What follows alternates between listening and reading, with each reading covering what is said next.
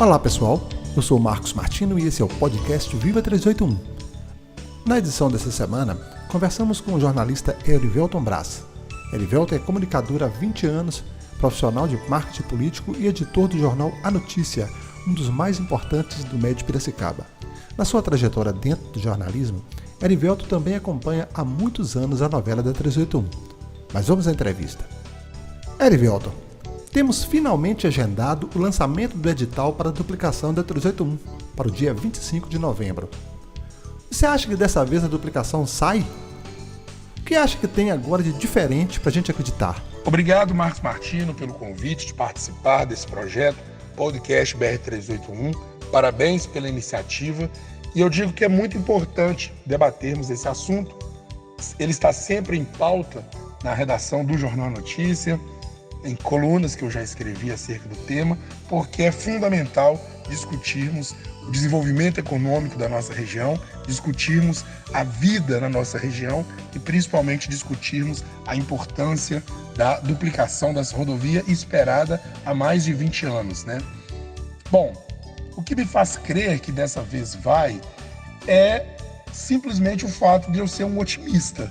Eu acredito nas boas notícias, eu acredito que é importante acreditarmos na resolução dessa demanda, mas não está fácil acreditar não, porque no primeiro momento em que se ouve falar de licitações para o início das obras, nós estamos acompanhando agora a possibilidade de cobranças de pedágio antecipada antes do trabalho começar. A gente está num ano pré-eleitoral e isso tudo nos preocupa, né? Porque será que o próximo presidente vai continuar esse projeto ou esse projeto é sempre um projeto eleitoreiro que a cada 4 anos ele entra na pauta? Nós já acompanhamos a ex-presidente Dilma Rousseff falar de duplicação da 381, nós já vimos o presidente Bolsonaro falar da 381, já vimos outros presidentes anteriores destacando a duplicação da 381, Lula mesmo, em seu primeiro mandato já falou disso, e até então tivemos o início de obras, mas nós temos trechos fundamentais, inclusive os trechos aqui da nossa região, entre Nova Era e São Gonçalo do Rio Abaixo, nem projeto temos ainda. Então, vamos acreditar porque somos otimistas e acreditamos num futuro melhor, mas ainda está longe de ver essa novela ser finalizada, viu? Pois é, mas estávamos aguardando a retomada das obras de duplicação. E aí vem esse edital que vai nos trazer pedágios. Duplicação mesmo? Só Deus sabe quando. Não acha frustrante, para não dizer revoltante? Realmente, né? É frustrante e, de certa forma, até revoltante, como você disse, pensar que esse novo edital traz a questão dos pedágios antes das obras começarem. Se não me engano, são 17 centavos por quilômetro e isso onera as pessoas que precisam transitar pela 381. É fundamental entendermos que a BR-381, além de ser, claro, a rodovia que liga Belo Horizonte a Valadares, ela é um grande eixo para escoamento de riquezas. Nós temos aqui na nossa região mais de centenas de empresas, nós temos grandes empresas, principalmente a Vale, nós temos a ArcelorMittal, nós temos a Gerdau, nós temos uma série de empresas, né, centenas de outros produtores de riqueza que levam os seus produtos, além do circuito de pessoas, né? A 381, ela leva as pessoas a tratamento de saúde, ela leva pessoas ao aeroporto, ela leva pessoas ao Nordeste. Então, nós temos uma série de eixos que passam pela 381. Desenvolvimento econômico, turismo, saúde, educação, pessoas que estudam em outras cidades, prestação de serviços diversos. Então, ela tem que estar na pauta do desenvolvimento. A BR-381 ela é fundamental para o desenvolvimento do Estado e do país. Mas, realmente, colocar pedágio antes de termos a obra avançada, né, porque ela já começou, mas em alguns trechos, como eu disse, nem projeto tem, realmente é um pouco frustrante e está nas mãos dos nossos políticos, que podem fazer uma pressão para discutir essa questão. Não acha que a AMEP deveria convocar uma audiência pública, convidar o DENIT para ir até Monlevade e expor o projeto para o pessoal de forma transparente para dirimir todas as dúvidas? Justamente, a AMEP, Associação dos Municípios da Microrregião do Médio Piracicaba, através do seu presidente, Fernando Rola, o prefeito de São Domingos do Prata, vai realizar no próximo dia 29 uma audiência pública com representantes do DENIT, representantes políticos de João Monlevade, da região, de Tabira e também de todo o Médio Piracicaba para discutir esse assunto. A ideia é justamente tirar as dúvidas, porque os prefeitos mal foram comunicados dessas obras. Então, os prefeitos não sabem o que dizer para suas populações, já que teremos pelo menos 5 pedágios, né, nesse trecho que passa na nossa região, e serão 11 pedágios entre Belo Horizonte e Viana, no Espírito Santo. Lembrando que o projeto é de duplicação da 262, que começa aqui em João Monlevade, na famigerada Ponte Torta, ali onde tem vários acidentes, e segue até o Espírito Santo, passando por São Domingos do Prata, passando por o trevo de São José do Goiabal, de Dionísio, entre outras cidades. E temos também a duplicação da 381, que vai de Belo Horizonte até Valadares, sentido Nordeste, né? Então a AMEP, ela tem um papel central no debate, e o prefeito do Prata, o presidente Fernando Rola, ele convocou essa audiência pública e espera representantes do DENIT, da NTT, para discutir e tirar as dúvidas da população. Então esse evento ele é muito aguardado, ele já está marcado para o próximo dia 29, aqui em João Monlevade. Erivelto, o deputado Leonardo Monteiro falou uma coisa que eu não havia pensado, mas que faz sentido. Parece que as grandes obras de arte, viadutos, pontes e túneis já foram feitos.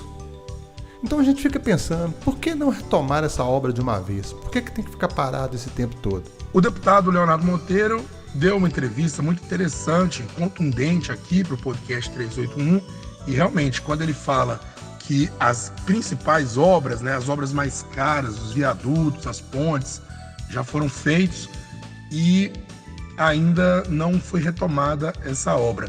É aquilo que eu falei na primeira pergunta, Martino. Nós temos um trecho da 381 ainda que nem projeto tem, que é justamente o trecho de João Monlevade, e é um trecho crítico entre Nova Era e São Gonçalo do Rio Abaixo. Esse lote, nem quando as obras, essas primeiras obras começaram, esse lote foi contemplado. Teve problema de impugnação, a empresa ganhou a licitação, mas depois perdeu a credibilidade, a capacidade de executar as obras e foi desclassificado. Enfim, esse trecho que é fundamental, porque é um dos trechos que tem mais acidentes, justamente entre Nova Era, passando ali naquelas curvas perigosíssimas de Bela Vista de Minas, passa pela Ponte Torta, como eu falei, depois vem chegando aqui a João Monlevade. É uma área muito complexa, porque aqui em João Monlevade nós temos uma série de empresas, uma série de comércios que estão na margem da 381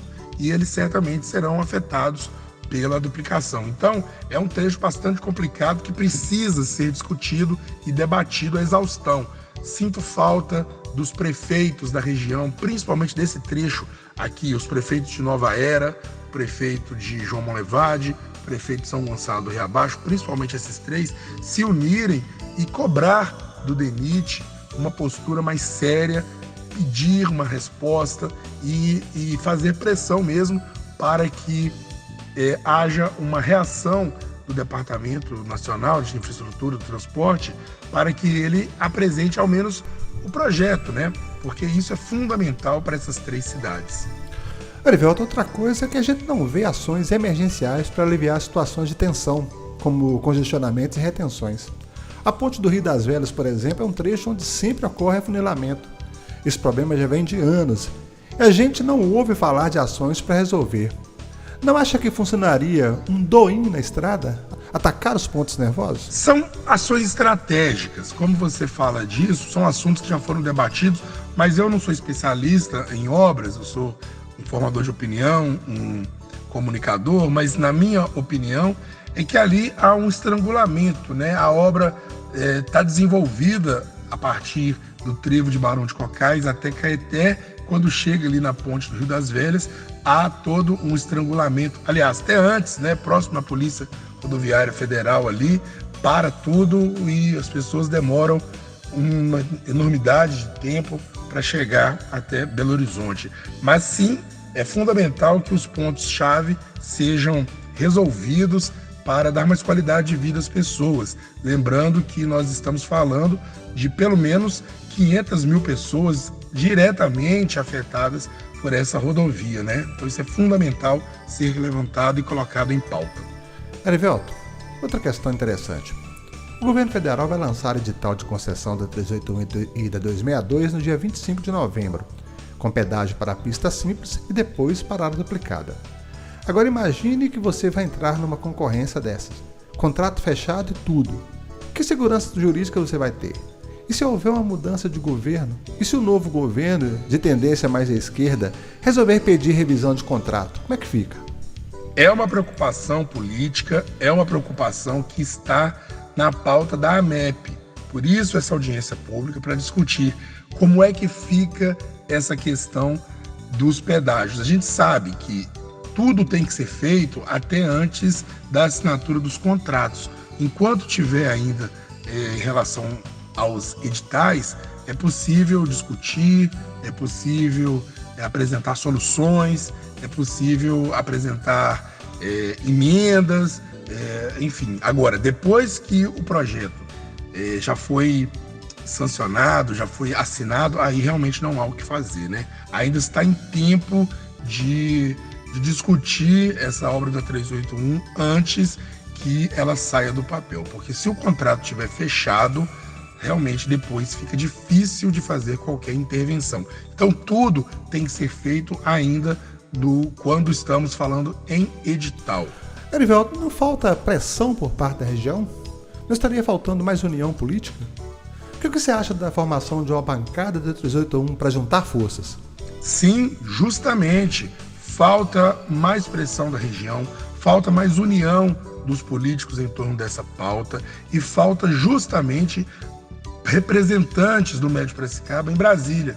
Eu fico brincando que é uma pauta recorrente das minhas colunas, das minhas opiniões, mas a necessidade de termos representantes políticos em Brasília, na Câmara Federal, como deputados, ou coligação direta com os senadores, é fundamental para que sejamos ouvidos. Se você for pensar, eu já falei disso numa outra coluna, o Triângulo Mineiro conseguiu uma duplicação entre Uberaba e Belo Horizonte quando o ex-prefeito de Uberaba foi ministro de Transportes.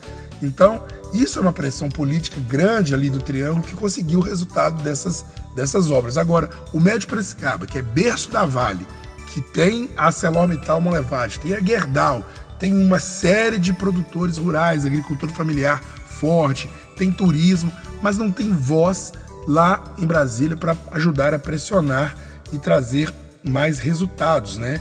Precisa sim uma união em torno da 381, uma união não só de interesses particulares, mas principalmente de interesses coletivos para forçar essa duplicação, forçar no sentido de ter força, de ter crédito, de ter importância e principalmente ter voz para levantar essa pauta. Erivelto, na questão dos acidentes, a gente sabe que só duplicar não adianta. O que você acha que pode ser feito para mudar a cultura irresponsável de alguns motoristas? Acompanhei aqui no seu podcast a interessante entrevista do inspetor Aristide Júnior, da PRF, na qual ele fala que nas pistas simples a maioria dos acidentes ocorrem por choque frontal e nas pistas duplicadas acontecem por esmagamento, batida na traseira, principalmente quando tem um veículo grande, um caminhão na frente e o carro vem atrás, ele acaba pressionado por um terceiro veículo, né? E dá tragédias terríveis. Olha, precisa sim mudar a cultura dos motoristas, né? Muita gente acha que entra no carro e vestiu ali uma armadura, que tem uma arma nas mãos. Quanto mais potente o seu carro, quanto mais forte ele é, mais possibilidades esse veículo dá sensação falsa de segurança a esses motoristas, mas o traçado da rodovia ele é implacável. Eu tenho um amigo professor de física que sempre fala isso, que a lei da física é a única que não pode ser burlada.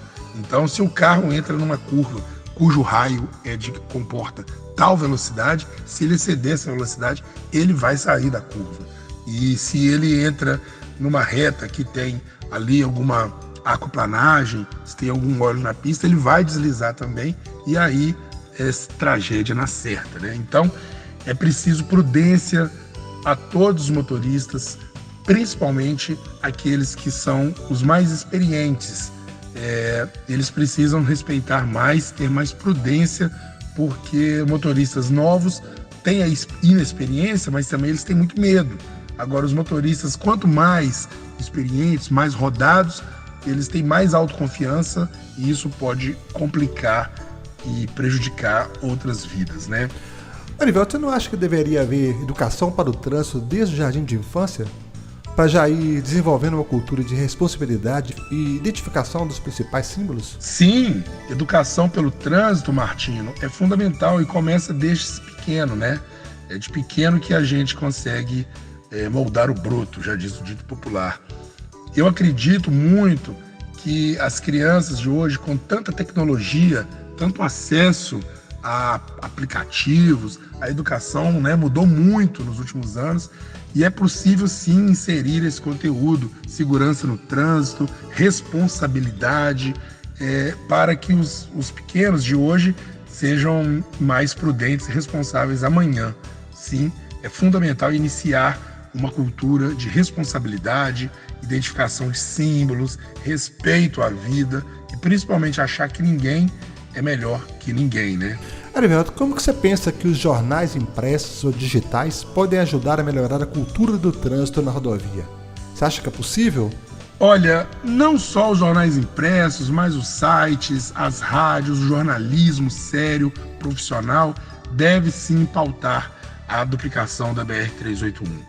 É preciso também que esses jornais, esses órgãos de comunicação levantem o assunto do trânsito, tentando mostrar que a vida vale a pena, que a vida ela não pode ser descartável e que trânsito é responsabilidade de todos, né?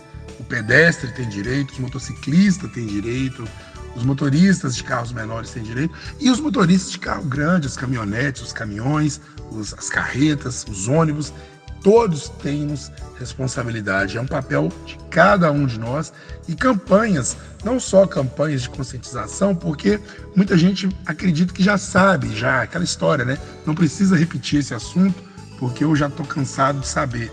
Mas na prática, a teoria é outra. Então é fundamental que todos tenhamos essa cultura do respeito e da responsabilidade com a vida cada vez mais ativa e atuante dentro de cada um de nós.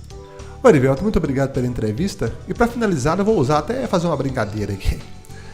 Será que nós vamos estar vivos quando a duplicação estiver pronta, cara? Estão falando em 30 anos para concluir. Eu estava até pensando em te chamar para tomar uma em algum bar na BR depois de duplicada, né? Mas talvez só na próxima encarnação, né, Erivelto? Bom, você aí com o seu bom humor sempre, é importante sim ter esperanças, Martinho. É muito importante acreditarmos no futuro melhor, acreditarmos que esse edital que vai ser publicado, né, no dia 25 de novembro, ele tenha interferências aqui da região, que esse encontro promovido pela AMEP, com os demais prefeitos e políticos regionais, seja frutífero, que não seja mais um encontro de blá blá blá e de posicionamento político, que saiam dali encaminhamentos sérios e compromissados com a segurança, com a vida e principalmente com a obra da duplicação da 381, para que possamos juntos comemorarmos tomando uma cerveja e vai de táxi, né? Claro, se beber não dirija, em algum bar para comemorar essa duplicação. Espero que seja nessa vida ainda, mas não está sendo fácil, né? Eles falam em 30 anos de obra e isso é muito tempo, 30 anos é uma vida inteira.